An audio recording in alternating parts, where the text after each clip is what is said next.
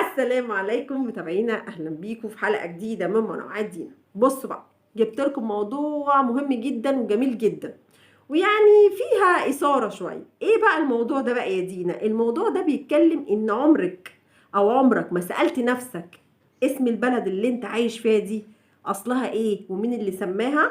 وهل هي في الاول كانت اسمها مثلا البلد اللي احنا عايشين فيها اللي هي مصر كانت اسمها مصر، ولا كانت اسمها ايه الاول؟ دي حاجه. وايه اللي جاب مصر لكلمة ايجيبت مع ان في بلاد عربية كتير زي كلمة العراق اسمها عراق بالانجليش، وكلمة ليبيا اسمها ليبيا بالانجليش، والسودان اسمها السودان. اشمعنى بقى مصر اسمها ايجيبت؟ اكيد في سر. تعالوا بقى نشوف ايه معنى بقى مصر، وهي تنتسب لمين، ومصر الاول كانت اسمها ايه، وكمان هنشوف مين الناس الجمال اللي سموها ايجيبت. خليكم معايا. لما عملوا القدماء المصريين الحضارة العظيمة وهي الحضارة الفرعونية، وهي من أعظم الحضارة في العالم كله، بدأوا المصريين إن هم يوصفوا المكان اللي هم عايشين فيه بكلمات بسيطة. فسموا مصر الأول بكيمت، ومعنى كيمت اللي هي الأرض السوداء. ومعنى الأرض السوداء يعني التربة اللي حوالين وادي النيل، لأن التربة ساعتها كانت لونها أسود، وإن أرض مصر التربة بتاعتها لونها أسود، وكيمت معناها كده. وكمان مصر سموها ديشرت، وهي معناها الصحراء الحمراء أو الأراضي الصحراوية في مصر نسبة إن لونها أحمر. وكمان سموا مصر بتاوي، ومعنى تاوي يجمع ما بين دلتا وما بين الصعيد. واستمر الأسامي كتيرة لحد ما المصريين استوقفوا على كلمة كيمت وهي الأرض السوداء، وبدأوا يقولوا عليها كمان اسمها حت كا بوتاح، وهو معناه إن الإله بتاعهم المشهور كان اسمه بوتاح، وهو رئيس الآلهة، وكان مقر المعبد بوتاح في منف، وكانت عاصمة مصر في الوقت ده. والمصريين أخدوا يقولوا على مصر اسمها حتكو بوتاح لحد ما جه الإغريق. والإغريق كان في علاقة وطيدة بينها وبين مصر من حيث الزيارات ومن حيث تبادل الثقافات والتجارة. وكان الإغريق كان صعب عليهم إن هم ينطقوا كلمة كاف بحتكا، فحذفوا الكاف وحطوا جيم بدلها، وتحولت لكلمة إيجيبت. وكلمة إيجيبت كان يقولوها إيجيبتوس زي كلمة أنطونيوس، فكانوا بيضيفوا كلمة السين في الآخر.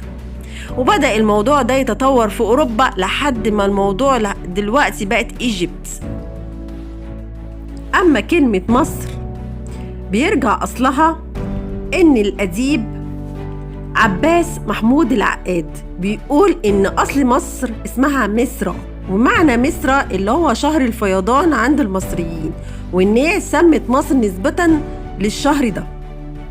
وإن مصر ليها أقاويل كتيرة، بيرجع برضو لاسم مصرايم، ومصرايم هو حفيد سيدنا نوح عليه السلام. وطبعا كلنا عارفين قصة الطوفان لما سيدنا نوح اتنجى هو والمؤمنين، ولكن كل اللي معاه ما كانوش بيخلفوا، في روايات بتقول كده. وإن سيدنا نوح يعتبر هو آدم الثاني، وكان ليه 3 أولاد اسمهم حام وسام ويافس. وهنلقي الضوء على حام خلف ولد من الأولاد اللي عنده اسم مصرايم، ومصرايم استقر في مصر العليا، ومن هنا اتسمت مصر نسبة ليه. ومعنى مصرايم معناها البلد الحصينة أو البلد الممتدة البسيطة.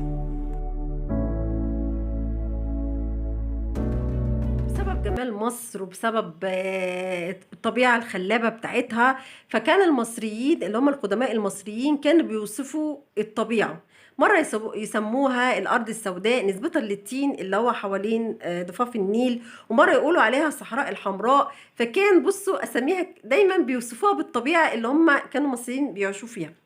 الموضوع اتطور لحد ما المصريين، طبعا احنا كمصريين بنحب الدين وبنبقى مايلين للدين اكتر، فسميناها باسم الاله اللي هو زعيم الاله بتاح، وبقى اسمها حتكا بوتاح نسبة اللي هو زعيم الالهة بوتاح اللي هي ارض الاله بوتاح.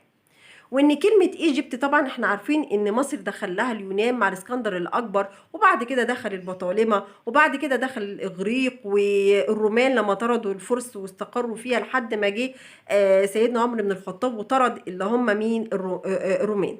فطبعا هم يعني كانوا عايشين في مصر، وكانوا عارفين ان مصر اسمها حتك بوتاح، بس المصريين كانوا بيستسهلوا يقولوا حتكو بوتاح.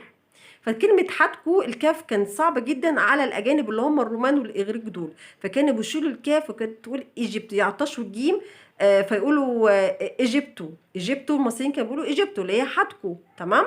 فشوفوا كده، جربوا شيل الكاف وحطوا الجين هتلاقيها كده إيجيبتو.